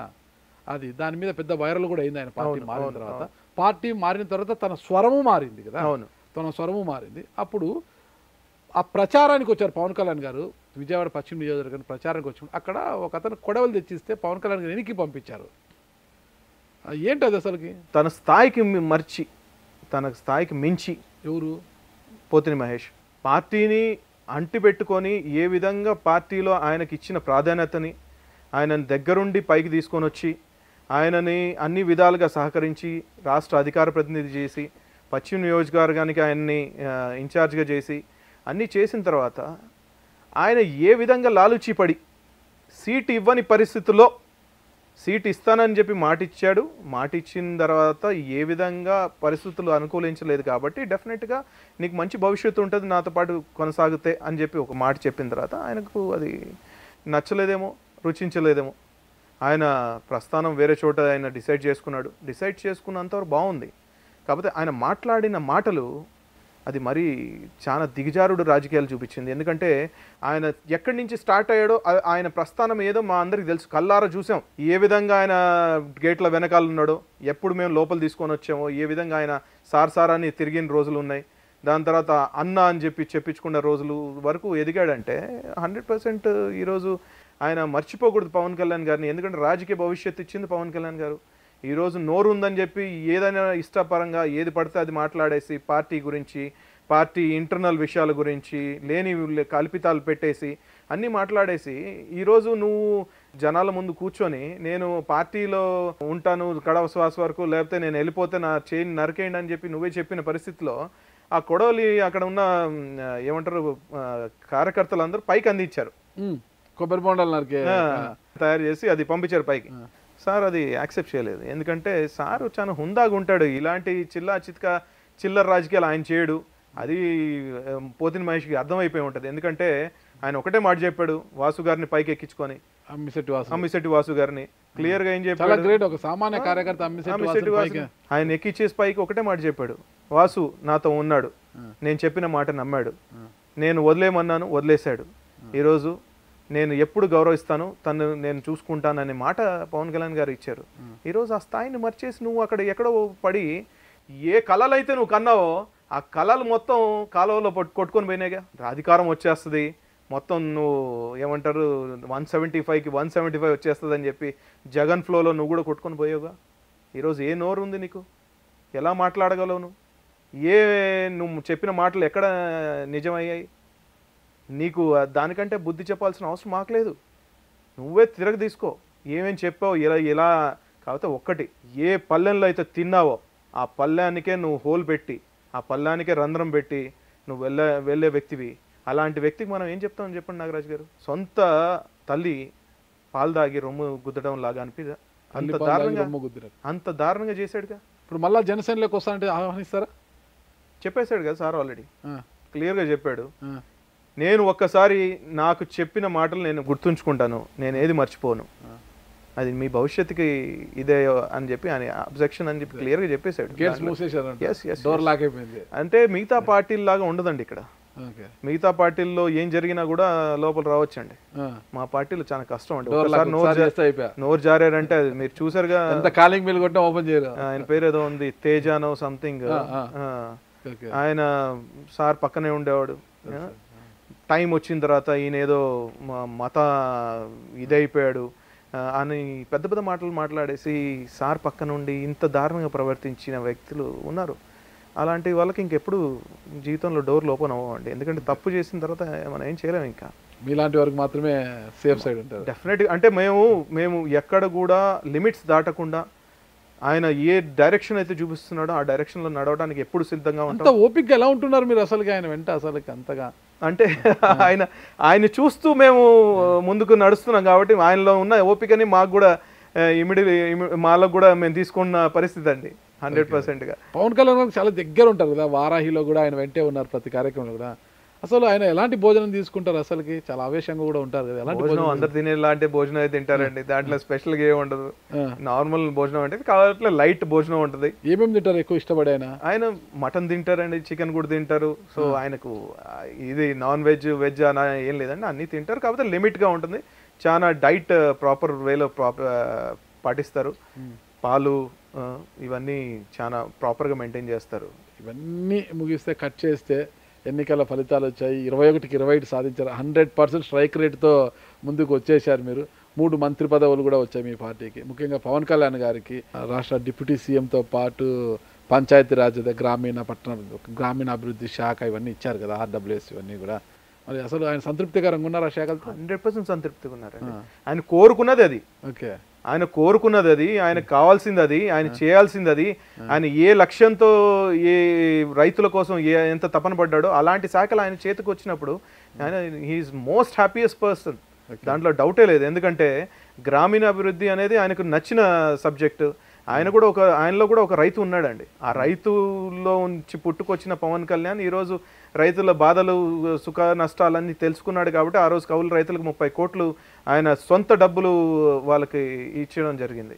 సో అలాంటి వ్యక్తి ఈరోజు ఇలాంటి శాఖలు తీసుకున్నారంటే డెఫినెట్గా రాబోయే రోజుల్లో ఆంధ్రప్రదేశ్ భవిష్యత్తులో రైతులకు మంచి రోజులు వచ్చినట్టేనండి, సువర్ణ రోజులు వచ్చినట్టే. సుగాలి ప్రీతి ఇప్పుడు మీరు అధికారంలోకి వచ్చారు కదా, కూటమి అధికారంలోకి వచ్చిందా, సుగాలి ప్రీతి కుటుంబానికి 100% న్యాయం జరుగుతుందా? అంటే సార్ ఎలక్షన్ మూమెంట్లోనే ఆయన ప్రచారంలోనే చెప్పుకుంటూ వచ్చారండి ఆ కేసు గురించి స్పెషల్ సిట్ అనేది చేయాలనేది. డెఫినెట్గా మేము ఆశిస్తున్నాం. దానికి త్వరితగతిన అది ఒక కొలికి రావాలని చెప్పి మనస్ఫూర్తిగా ఆ దేవుడిని కోరుకుంటున్నాం. మేము కూడా దాంట్లో భాగంగా 100% దానికి చేరువేసేలాగా మేము కూడా కృషి చేస్తామని మాటిస్తున్నాను. ఇంకొక విషయం అండి, ఇక్కడ భారతదేశ చరిత్రలోనే ఏ ముఖ్యమంత్రి తీసుకొని నిర్ణయాన్ని నాకు తెలిసి నాకున్న నాలెడ్జ్, పొలిటికల్ నాలెడ్జ్లో ప్రతి ప్రభుత్వ కార్యాలయంలో కూడా పార్టీ అధికారంలో ఉంటే ఆ పార్టీ ఆ ప్రభుత్వం అంటే ముఖ్యమంత్రి యొక్క ఫోటో పెట్టుకోవడం ఆనవాయితీ. అది ఖచ్చితంగా ఉండాలి. కానీ ఇప్పుడు భారతదేశ చరిత్ర నేను వినలేదనమాట. ఏపీలో మాత్రం ఇప్పుడు చంద్రబాబు నాయుడు గారి యొక్క ఫోటోతో పాటు ప్రతి ప్రభుత్వ కార్యాలయంలో కూడా డిప్యూటీ సీఎం పవన్ కళ్యాణ్ గారి ఫోటో కూడా పెట్టుకోవాలని ఆయన ఐఎన్పిఆర్ అంటే సమాచార శాఖ అధికారులకు జీవో కూడా ఇచ్చారన్న ఆదేశాలు ఇస్తూ జీవో ఇచ్చారు ఆయన. అది మీరు ఎలా చూస్తున్నారు సార్ జన సైనికులంతా కూడా? ఇప్పుడు ఒక మాట చెప్పాలంటే నాగరాజు గారు ఎలా ఉందంటే, ఫస్ట్ ఆఫ్ ఆల్ మనం చంద్రబాబు గారిని కూడా ఆయన ఔన్నత్యాన్ని కూడా మనం డెఫినెట్గా ప్రైజ్ చేయాలి. ఎందుకంటే ఆయన మేము కష్టపడ్డాం, ఆయన కూడా నిలబడ్డాడు. 100% ఆయన నిలబడ్డాడు. నిలబడిన వ్యక్తి ఈరోజు పవన్ కళ్యాణ్ ఆయనతో పాటు నడిచాడు కాబట్టి పవన్ కళ్యాణ్ గారికి ఏ ఇంపార్టెన్స్ అయితే ఇవ్వాలని ఆయన అనుకున్నాడో ఆయన మనస్ఫూర్తిగా చేసి చూపించాడు.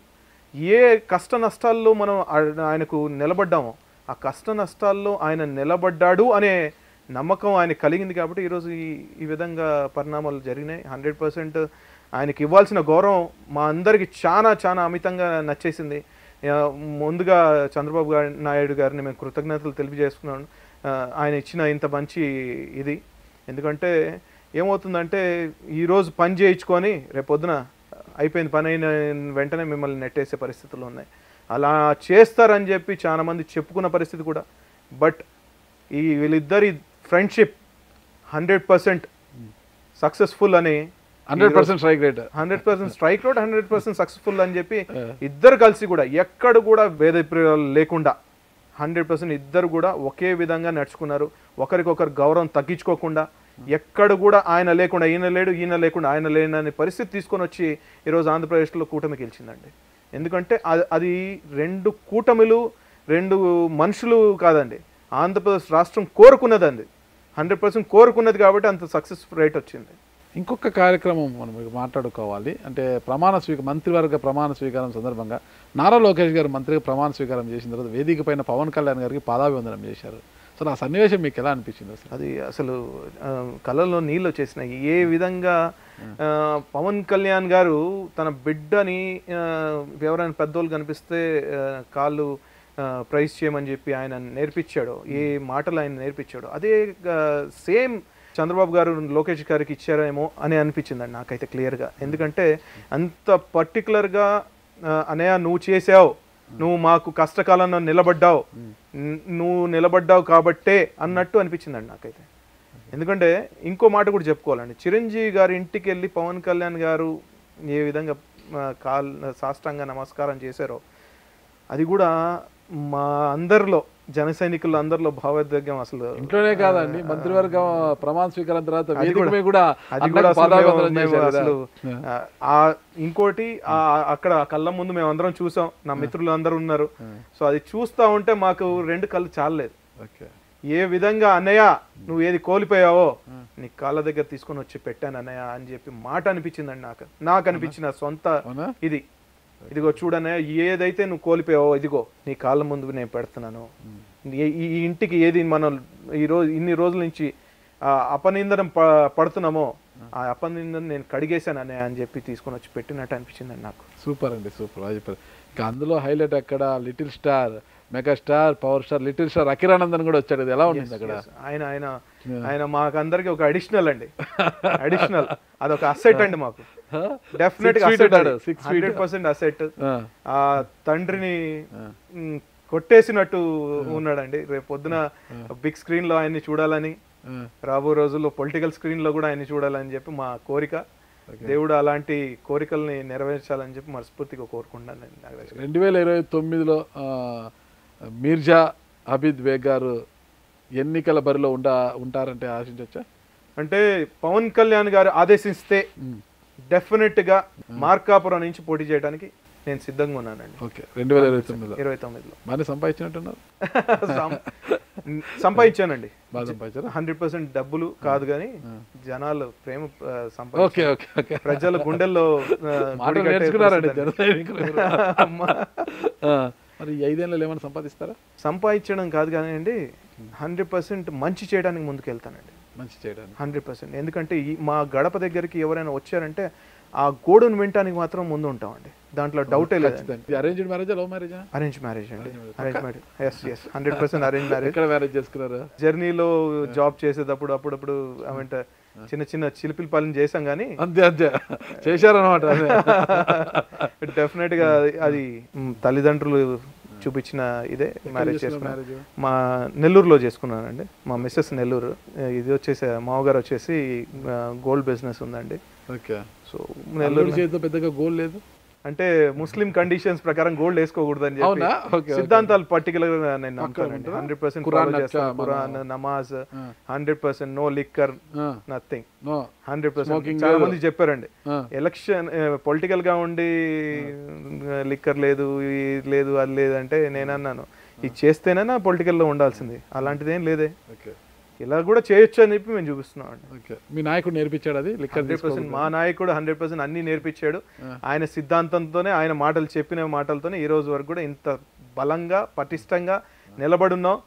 మాలో మా ఫ్యామిలీ మెంబర్స్లోనే మమ్మల్ని వేధించి ఏ విధంగా మీరు ముందుకు వెళ్తున్నారు అది ఏం లేదనే పరిస్థితిలో ఉన్నా కూడా ఎక్కడ వెనక్కి తిరగ చూడకుండా ఎన్ని మాటలు చెప్పినా ఈ చెవి నుంచి వదిలేసే వాళ్ళం. కానీ మేము అనుకున్న సిద్ధాంతాన్ని మేము చేసిన నమ్మకాన్ని మా 100% పవన్ కళ్యాణ్ గారు ఏ దారి చూపించారో ఆ బాటలో నడుస్తూ ఎన్ని ముళ్ళులు ఉన్నా కూడా ఎన్ని రాళ్ళు ఉన్నా కూడా అన్నీ జరుపుకుంటా ఈరోజు ఆంధ్రప్రదేశ్కి మంచి భవిష్యత్తుని తీసుకొని వచ్చిన నాయకుడిని ఆంధ్రప్రదేశ్ ప్రజలు తీసుకున్నారు కాబట్టి ఆయనలో భాగంగా మేము కూడా ముందుకెళ్తాం. Thank you. మంచి భవిష్యత్తు రావాలని కోరుకుంటున్నాం. ఫైనల్గా ఒకటి, అవును మిర్జా గారు ఎక్కువ ఢిల్లీలో ఉంటారు కదా, ఏమైనా లాబింగ్ చేస్తుంటారు అక్కడ మీరు? లేదండి, నా business actually cleaning manufacturing unit ఢిల్లీలో ఉంది. ఓకే. అంటే నోయిడాలో. ఓకే. ఏం క్లీనింగ్? రోడ్ స్వీపర్స్, కంపాక్టర్స్, మున్సిపాలిటీకి సంబంధించిన మిషనరీస్ నేను సప్లై చేస్తానండి టెండర్స్ ద్వారా. న్యాయబద్ధంగానే, ఏది కూడా అక్రమంగా ఏం సంపాదించింది లేదు. 100% డెడికేటెడ్ గా గవర్నమెంట్ టెండర్స్ లోనే పార్టిసిపేట్ చేశాను. ప్రభుత్వంలో పనిచేశారు, ఏమైనా సప్లై చేశారా? జగన్ ప్రభుత్వంలో చేయలేకపోయానండి. ఎందుకు? వాళ్ళు మనల్ని జనసేన స్టాంప్ ఉంది కాబట్టి డెఫినెట్ గా మనల్ని ఎంటర్టైన్ చేయలేదు. బట్ చంద్రబాబు హయాంలో నేను పనిచేశాను. దాదాపు 650 మెషిన్లు ఏసీ కమిషన్ కి నేను సప్లై చేశానండి. దాదాపు దగ్గర ఒక 30 కోట్లు 40 కోట్లు మనం అక్కడ గవర్నమెంట్ కి మిషన్ సప్లై చేసాం. బిల్స్ అన్ని క్లియర్ అయినాయి? ఎస్, బిల్స్ క్లియర్ అయినాయి. జగన్మోహన్ రెడ్డి వచ్చిన తర్వాత ఆపేశాడు, అది తర్వాత సంగతి. మరి మీ మంత్రి మేరు నాగార్జున గారు కదా, ఇవ్వలేదు బిల్లులు రిలీజ్ చేయలేదు? మేరు నాగార్జున గారితో నేను కలిసిన సమయంలో ఏమైందంటే నేను వేరే మిషనరీ ఆర్డర్ ఉంటే దాని గురించి వెళ్ళానండి, అంతే. దీని గురించి సంబంధించింది కాదు. వాళ్ళు కూడా పీడితులే, పెండింగ్ ఉన్నాయి. గవర్నమెంట్ కూడా పీడితులే అండి. 100% గవర్నమెంట్ కూడా పేమెంట్స్ పెండింగ్ అనే ఉన్నాయి. ఈవెన్ కాంట్రాక్టర్ ద్వారా జరిగింది కానీ వీళ్ళకి గవర్నమెంట్ చేసింది ఇబ్బంది కాదండి. సరే, ఓవరాల్ గా తీసుకుంటే పవన్ కళ్యాణ్ గారి గురించి చెప్పాలంటే ఒక్క మాటలో ఏం చెప్తారు? పవన్ కళ్యాణ్ గారి గురించి ఒక్క మాటలో చెప్పాలంటే అప్కమింగ్ ఈ దేశానికి దిక్సూచి అండి. దేశానికి దిక్సూచి. 100% దేశానికి దిక్సూచి. 100% one time will be prime minister for India, దాంట్లో డౌటే లేదండి. చూద్దాం, మీ ఆశ నెరవేరాలని కోరుకుంటారు. అంతకు ముందుగా ఏదైతే ప్రజలు, ఏపీ ప్రజలు ఒక లక్ష్యంతో, అంటే ఒక ఆశయంతో కూటమికి పట్టం కట్టారో ఆశయం నెరవేరాలి, ఆంధ్రప్రదేశ్ అభివృద్ధి పథంలో ముందుకు నడవాలి. మీరు గతంలో కొన్ని వీడియోలు చేశారు రోడ్ల గురించి, అదంతా కూడా రోడ్ల దుస్థితి మెరుగుపడాలి, రోడ్లు బాగుపడాలని కోరుకుంటున్నానండి. అందులో మీరు కూడా భాగస్వాములు కావాలని కోరుకుంటున్నాను. థ్యాంక్ యూ మిర్జా గారు, నమస్తే. థ్యాంక్ యూ అండి. థ్యాంక్ యూ నాగరాజ్ గారు, థ్యాంక్ యూ సో మచ్ ఇలాంటి ఆపర్చునిటీ ఇచ్చిన. Thank you.